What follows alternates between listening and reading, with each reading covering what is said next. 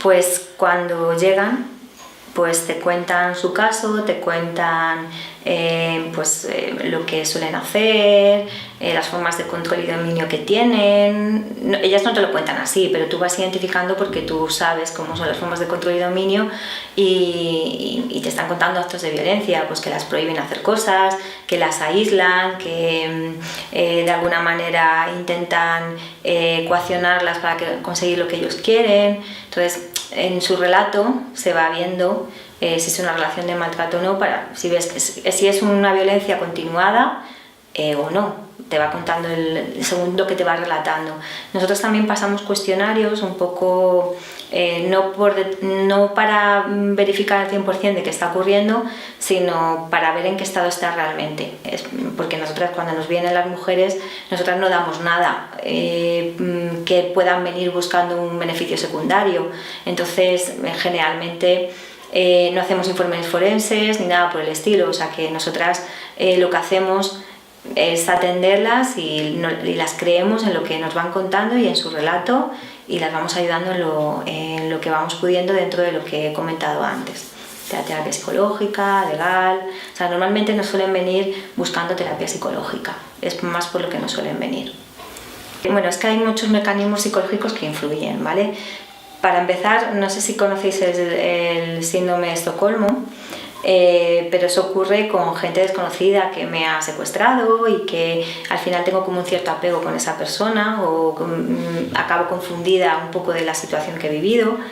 Y fíjate cómo sería con el tema del maltrato,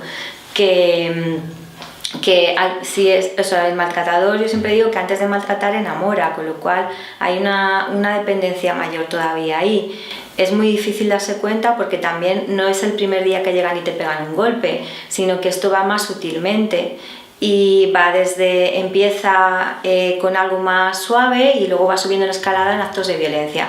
Normalmente empiezan por controles y formas de control y dominio que a lo mejor no llevan violencia en sí, pero que están coaccionando para conseguir lo que quieren. Por ejemplo, no te pongas esa falda que te pueden ver por ahí y a ver qué van a hacer. Es que yo quiero protegerte, ¿no? Pues un poco desde estos mitos del amor romántico, pues también ejercen un poco ese control y dominio. Es que lo que quiero es que yo en realidad te quiero mucho, ¿no? Pero no es un buen querer, es un mal querer, ¿no? Te prohíbo hacer cosas porque yo te estoy protegiendo y en realidad es porque me estoy protegiendo yo, no sea que gustes a alguien por ahí, igual te vas con él, ¿no? Entonces, lo camuflan todo en que es como un bien para ellas, entonces cuesta mucho darse cuenta. Y además esto no va, como decía antes, de golpe, va poco a poco.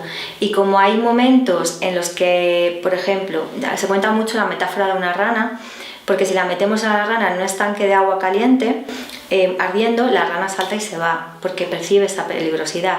Pero si tú a la rana la metes en un estanque de agua más o menos templada, se calienta, luego se vuelve a templar, la rana no percibe tanto esa peligrosidad y no se va. Pues esto ocurre en estos términos, ¿no? Al final esto empieza pues desde el enamoramiento, desde situaciones de este tipo que no estoy percibiendo un peligro.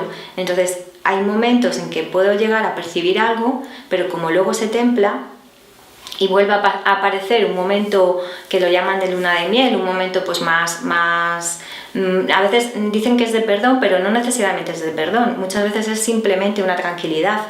Entonces, pues desde ahí, desde ese momento de tranquilidad, ellas piensan que pueden cambiar, y está también este mito pues de cambiarles, de que nos han vendido tanto en las películas. Entonces cuesta mucho darse cuenta por una educación que ya tenemos de por sí, pero también porque la propia violencia ejerce una serie de síntomas en la persona que lo vive, ¿vale? Por ejemplo, pues la autoestima se acaba quebrando y acabamos teniendo una dependencia con esa persona, porque si la persona con la que estoy me está diciendo que yo no puedo hacer ciertas cosas, que necesito hacerlo con él, que dependo de él, que tal, llega un momento que me lo acabo creyendo, porque si no tengo más referencias, porque me acabo aislando del resto del mundo, me voy a creer lo que tú me dices. Entonces esto va como muy paulatino, muy sutil, muy despacito, y cuando me quiero dar cuenta estoy metido en una vorágine que me cuesta mucho salir, porque ya no tengo a quién pedir ayuda. Entonces, por eso cuesta tanto salir, porque por un lado hay un aislamiento que produce el propio maltrato, Y por otro lado, secuelas psicológicas que hacen que me cueste más, y una dependencia con el maltratador que también hace que me cueste más. Dependiendo de lo que estemos hablando, de terapia psicológica, legal y tal, pues en legal es, pues a lo mejor luego se le llama para preguntar cómo ha ido todo, si no, ellas vuelven a consultar otra vez, y en psicológica, como es semanal, se va haciendo un seguimiento. Ya la propia terapia hace que antes de dar el alta, ahí se van espaciando las sesiones y se va haciendo un seguimiento del caso. Entonces la propia terapeuta que lo lleva lo hace ahí. Por otro lado, también la asociación, a veces tenemos algunas personas voluntarias, dependiendo si hay muchas voluntarias o no, que hacen un seguimiento telefónico de las usuarias también para ver cómo van en la asociación, cómo están, pero esto como algo en paralelo. Pero luego cada coordinación tiene su propio seguimiento y sus propias supervisiones. Por ejemplo, la coordinación de psicólogas pues se reúne para supervisar casos una vez al mes, para ver cómo van las cosas. Entonces, luego hay protocolos ahí entre los profesionales de seguimiento y de supervisión. En los casos de los hombres, lo que se ha visto de alguna manera es que en la escalada de violencia hay un tope que no sube, ¿vale? Y por eso es mucho más, se ven más muertes de mujeres y más, porque la violencia en las mujeres es más fácil que vaya subiendo.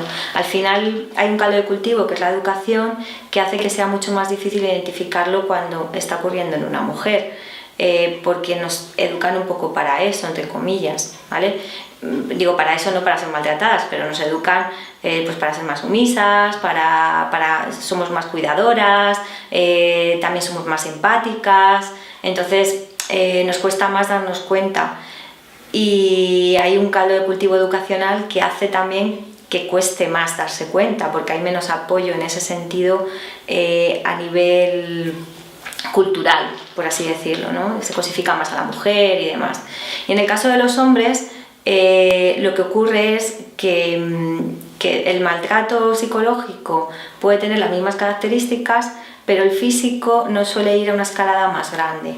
No suele cortarse antes, o incluso los propios hombres, cuando se dan cuenta, suelen cortar antes la relación. Entonces, puede haber a lo mejor un acoso o un estar detrás, pero a lo mejor no se llega a esos extremos en los que se llega, o generalmente se llega menos a esos extremos, por lo menos.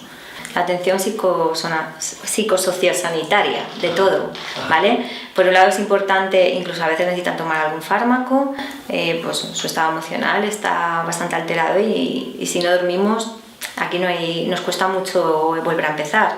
Y necesitamos, yo siempre digo que el cerebro es como un ordenador, entre comillas, y necesitamos resetearnos cuando algo traumático nos ha pasado, y ese reseteo pasa por empezar a tener un descanso, empezar a tener una buena alimentación, empezar a cuidarnos más, empezar a tener nuestro ocio. Entonces, cuando tenemos una ruptura, ya de por sí esto conlleva una ruptura, encima un trauma de violencia, o sea, se nos unen el duelo de que con esta persona no me ha salido bien, de la ruptura, el duelo del ideal y encima el maltrato recibido. Pues si todo el mundo que ha pasado por una ruptura se imagina un poco que lo pasa mal, que tiene que volver a comenzar, que necesita muchas veces ir al médico, ir al psicólogo, o psicóloga, o ir y también con lo legal, pues imaginar en una situación de pareja donde se ha vivido violencia,